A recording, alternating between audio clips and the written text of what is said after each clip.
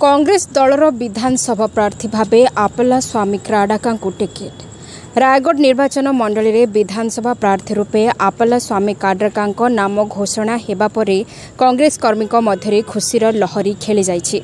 द्वितीय थर पर कांग्रेस दल आपला स्वामी उपरे विश्वास और भरोसा करछन्ति। गत निर्वाचन समय अल्प किछि भोट्रे निकटस्थ प्रतिद्वंदी हारी थिले, किंतु चलित थर से भूल न करी पूर्ण प्रयास करा जिवो बोली कहछन्ति आपला स्वामी।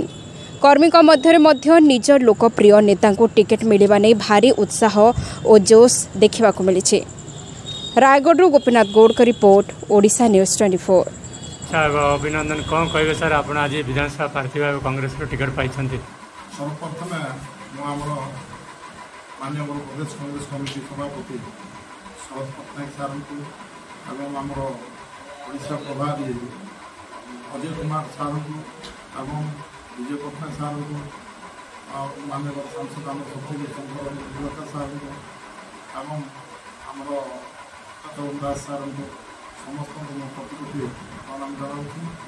मत रायगढ़ निर्वाचन मंडल कांग्रेस विधायक प्रार्थी रूपे द्वितीय थर सुजोग देता हेतु से आउ थे कोटि कोटि प्रणाम जनाऊँ।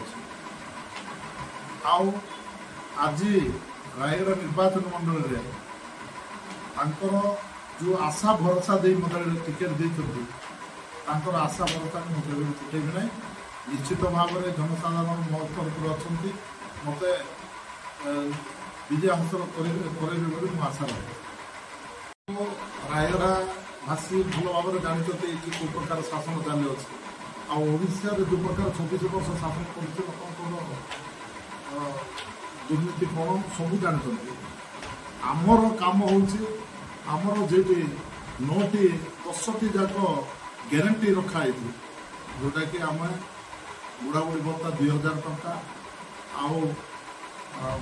बिजुली 200 यूनिट आसले फ्री एवं चाषी को ऋण छाड़ महिला आमर एसएचजी ग्रुप माँ मान जी ऋण नहीं भी छाड़ आम अनेक ग्यारंटी अच्छी सीटा आप देखिथे।